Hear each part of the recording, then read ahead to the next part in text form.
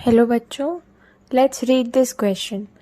Question कह रहा है विच represents alkali metals, that is first group metals based on ionization enthalpy 1 and ionization enthalpy 2 values। यानी question हमसे पूछ रहा है कि alkali metals की फर्स्ट आयनाइजेशन एंथैल्पी और सेकंड आयनाइजेशन एंथैल्पी की वैल्यू प्रिडिक्ट करने को।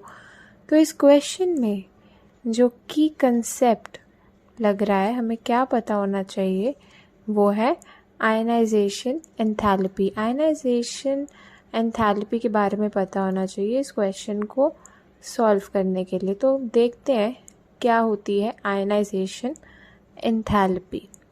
It is the energy required to remove an electron from an isolated gaseous atom। यानी एक आइसोलेटेड गैशियस एटम से एक इलेक्ट्रॉन रिमूव करने के लिए जितनी एनर्जी रिक्वायर्ड होती है उसे बोला जाता है आयनाइजेशन एंथैल्पी।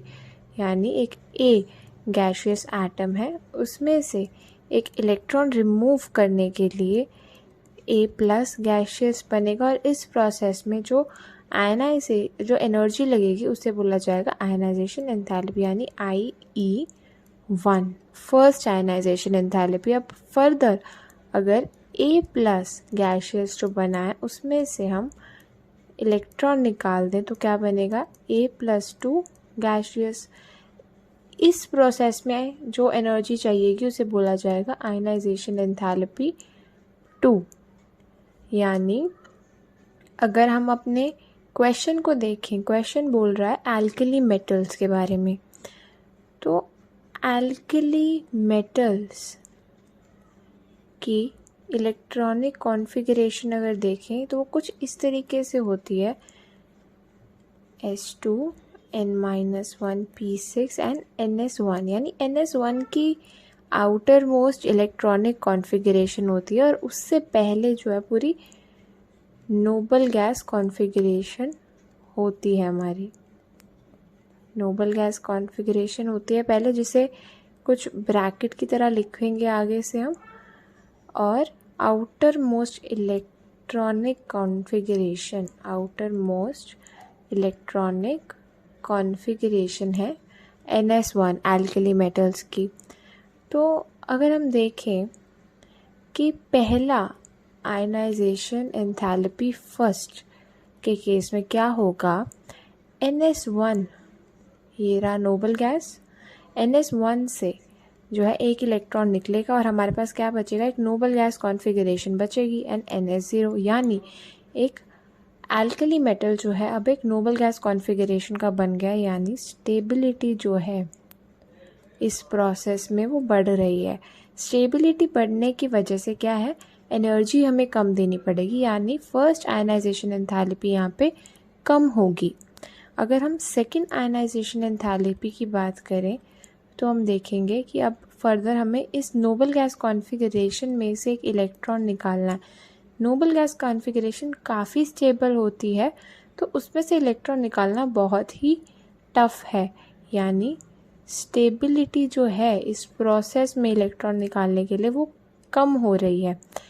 तो स्टेबिलिटी कम होने की वजह से जो हमें एनर्जी प्रोवाइड करनी पड़ती है सेकंड इलेक्ट्रॉन निकालने के लिए एल्कली मेटल से, वो बहुत ही ज़्यादा हाई होती है। यानी ionization enthalpy 2 is very very greater than 1। इससे हमें क्या पता चलेगा कि जो एनर्जी गैप है यानी IE2 माइनस IE1 वो काफ़ी ज़्यादा हाई होने वाला है, क्योंकि IE2 आयनाइजेशन एंथैल्पी 2 काफ़ी हाई है और आयनाइजेशन एनर्जी 1 जो है वो लो है। तो हाई में से लो हम सब्ट्रैक्ट करेंगे तो एक हाई वैल्यू ही आएगी। यानी काफ़ी अच्छा खासा गैप जो है हमारी दोनों आयनाइजेशन एंथैल्पी की वैल्यूज़ में होने वाला है।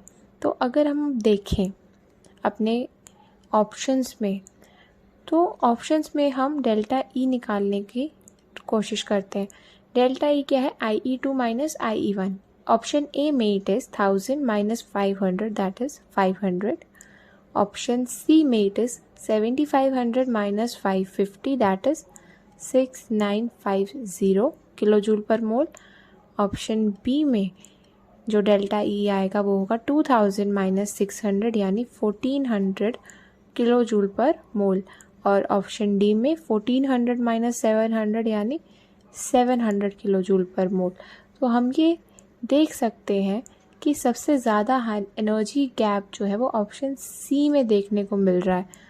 और हमने अभी यही पढ़ा था कि जो एनर्जी गैप आएगा एल्कली मेटल्स में वो बहुत ही ज़्यादा हाई होने वाला है। So the correct answer of this question will be option C. I hope सबको ये सोल्यूशन समझ में आया होगा। Thank you very much and all the best.